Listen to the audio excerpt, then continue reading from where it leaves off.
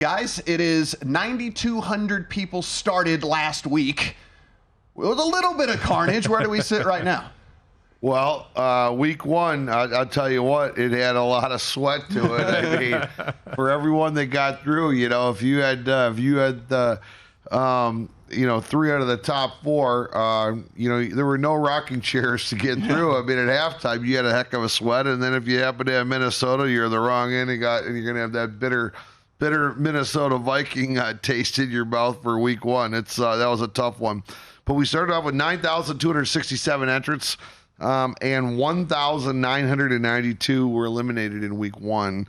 So that gets us down to 7,275 eligible Circa Survivors going into week two.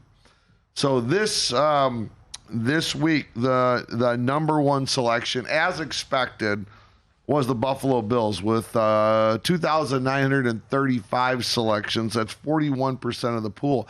I had actually thought we'd have a little higher percentage on the Buffalo Bills going in. But again, 41% of the pool on Buffalo. The second choice was the New York Giants with 1,292. I do a show with Sean King and Tim Murray, and Sean King took the Giants, and I was a little surprised. I understand the theory behind this, the bad team fade, but my only question is, which is the bad team here? My God. The Giants looked worse last Sunday. Yeah. So Giants are the second selection with 1,292, so that's 18% of the pool. The Denver Broncos were the third selection with 847 selections. Dallas Cowboys fourth with 710 selections. Going on this anti-Jets thought process now without Aaron Rodgers. And then in fifth, the fifth most selected team is the Detroit Lions at home, a 4.5-point favorite over Seattle. I'm going to go two more here. Sixth was the San Francisco 49ers. They're playing against the Rams, who they've owned historically for the sixth most selected team at 343. And the seventh was the Philadelphia Eagles. The reason why that's important, they're in the house. So there are 280 Circa Survivors that have now survived to week three. We know that with certainty. There's one other selection I'd like to bring up. There was one selection on the Minnesota Vikings on Thursday. So we have gone from 7,275 to currently 7,274 eligible Circa Survivors. Couple things of note. I was shocked last week when we had 30 teams selected in Circa Survivor. We'd never seen that. I would tell you that trend continues. This week, again, I was a little surprised with 27 teams were selected in Circa Survivor. And I think maybe there's something a little bit different with this year's Circa Survivor, and that is there were certainly more entrants that did the maximum of 10. And I think there's some game theory that we have not seen in years past where, you could make an argument on this, like, for example, on the Bills game, because you could say, well, we know it's going to be a large portion of the pot. If I've got 10, maybe I'm going to take a shot on something.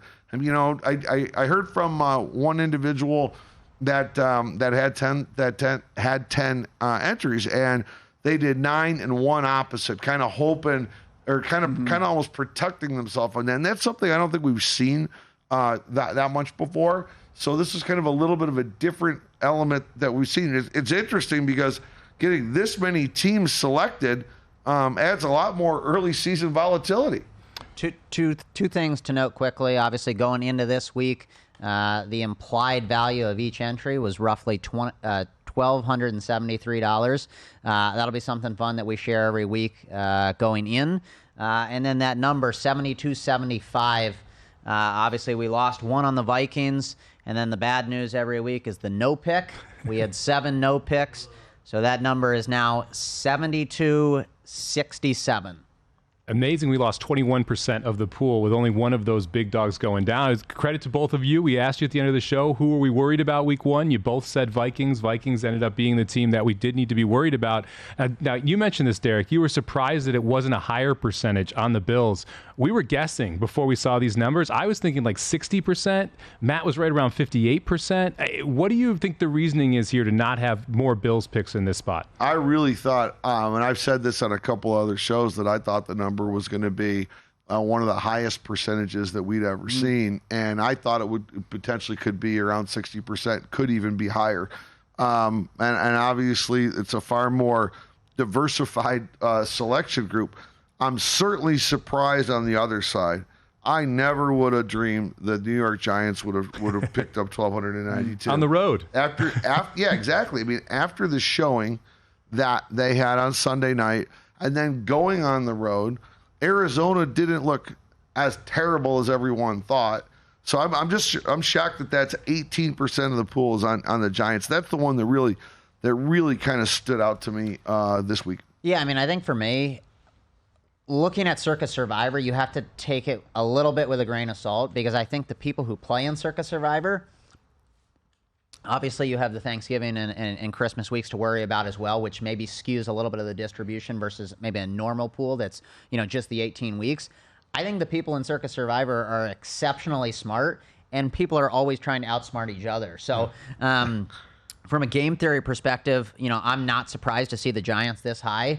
I think all the contestants are trying to figure out the play that has the most EV, which in turn means, some of those top selections that ultimately aren't going to be chosen by as many contestants as maybe you see in some of these other, ESPN, Yahoo, and some of these other more public pools. Yeah, Jeff, one of the numbers that really stands out to me actually on this, and I'm glad, I don't even care if they win or lose, is just the fact that 710 people took the Cowboys, right? Because that is a team that plays on Thanksgiving, right? And so for me, I don't care if they win or lose, they're burned for 710 entries in there. Yeah, and I mean, I think when you think about that, it's a great point. You do have to factor in each week, the teams that are playing on Thanksgiving and the teams that are playing on Christmas. And, I know a couple of years ago, everybody was banking on the Cowboys versus the Washington football team at that time. Yes. And obviously Dak goes out, gets hurt, and the Cowboys aren't as big a favorite as everybody thought. So I think injuries can really change things. I think for people who look at a Circa Survivor schedule and really put together a roadmap of what the 20 weeks looks like. Well, it changed for those people who were plotting in the Jets for certain weeks, because 4 plays in, Aaron Rodgers goes out, and the power rating on that team, significantly lessens. So I think, you can go in and you can plan and do all these things and save all these teams, but one injury, to a star player or a quarterback can significantly change, your plot, that you're looking for, throughout the rest of the season.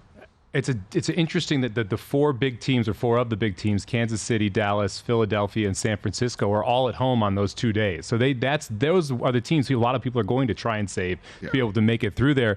One other one that interests me here was the Broncos at number 3.